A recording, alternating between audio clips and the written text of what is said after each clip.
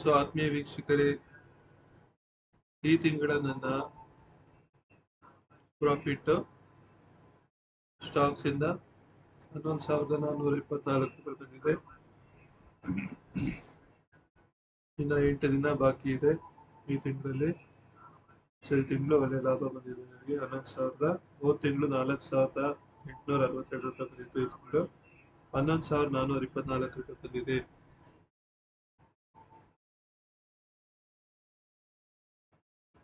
ನೋಡಿ, net P&L ನನಗೆ 14,712 ರೂಪಾಯಿ ಅಷ್ಟು ಬಂದಿದೆ. ಟ್ಯಾಕ್ಸಸ್ ಕೂಡ ಆಗಿದೆ ನೋಡಿ. ಟ್ಯಾಕ್ಸಸ್ ಚಾರ್ಜಸ್ ಎಲ್ಲ ಸೇರಿ 5,542 ರೂಪಾಯಿ 9 ಪೈಸಾವರೆಗೂ ಚಾರ್ಜ್ ಆಗಿದೆ.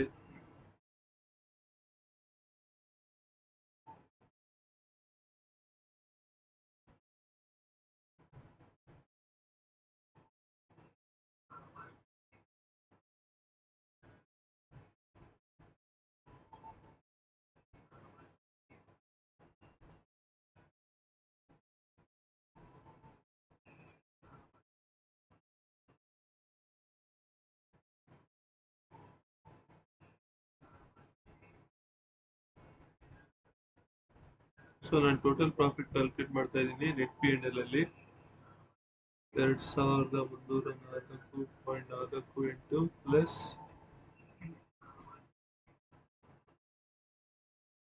Q2 ನಲ್ಲಿ Q3 ನಲ್ಲಿ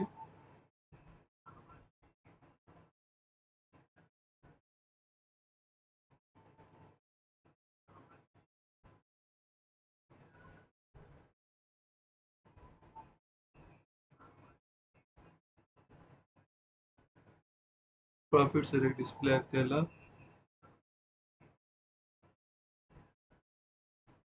ಇಲ್ಲಿ ನೆಟ್ P&L ಸರಿಯಾಗಿ ತೋರಿಸ್ತಾ ಇಲ್ಲ.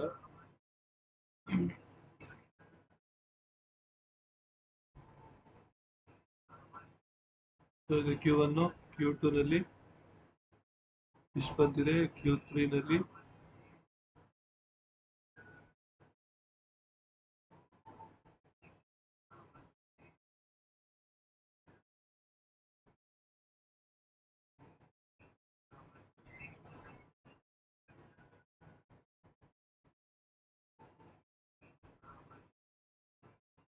Q3 ಡಿಸ್ಪ್ಲೇ ಆಗ್ತಾ ಇದೆ, ಬಟ್ ಇಲ್ಲಿ ನೆಟ್ P&L ತೋರಿಸ್ತಾ ಇಲ್ಲ.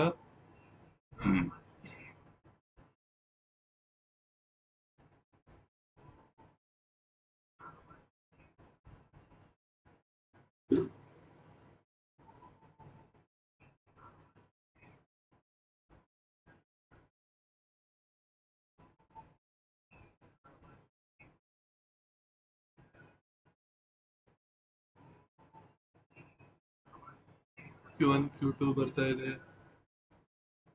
Q3 ಬಂತು. 1,313 ರೂಪಾಯಿ 89 ಪೈಸಾ ಬಂದಿದೆ Q3 ನಲ್ಲಿ. Q4 ನಲ್ಲಿ 13,982 ರೂಪಾಯಿ 99 ಪೈಸಾ ಬಂದಿದೆ Q4 ನಲ್ಲಿ. 2024-2025 ಇದು 2025-2026 Q1 ಅಲ್ಲಿ ನನಗೆ 14,712 ರೂಪಾಯಿ ಬಂದಿದೆ. ಇನ್ನು 2 ತಿಂಗಳಷ್ಟೇ ಆಗಿರೋದು Q1 2025-2026 ಅಲ್ಲಿ. ಟೋಟಲ್ ನನಗೆ 32,000 rupees ಪ್ರಾಫಿಟ್ ಬಂದಿದೆ. ಇದೇ ರೀತಿ ನಾನು 1 ಲಕ್ಷ ಪ್ರಾಫಿಟ್ ಮಾಡಬೇಕು ಅಂತಿದ್ದೀನಿ. ನಿಮಗೆ ಇದೇ ರೀತಿ ಪ್ರಾಫಿಟ್ ಮಾಡಬೇಕು ಅಂತಿದ್ರೆ ನನ್ನ ಕಾಂಟ್ಯಾಕ್ಟ್ ಮಾಡಿ. ಕೋರ್ಸ್ ಫೀಸ್ ಬಂದು 20,000 ರೂಪಾಯಿ ಇರುತ್ತೆ. GST ಸೆಪರೇಟ್ ಇರುತ್ತೆ, GST ಚಾರ್ಜಸ್ ಇಲ್ಲ.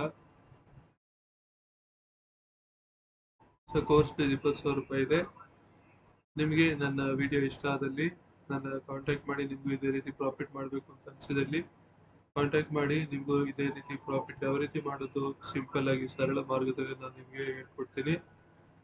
ಸೊ ನೀವು ಶ್ರೀಮಂತರಾಗಿ ನೀವು ನಂತರ ಪ್ರಾಫಿಟ್ ಮಾಡಿ.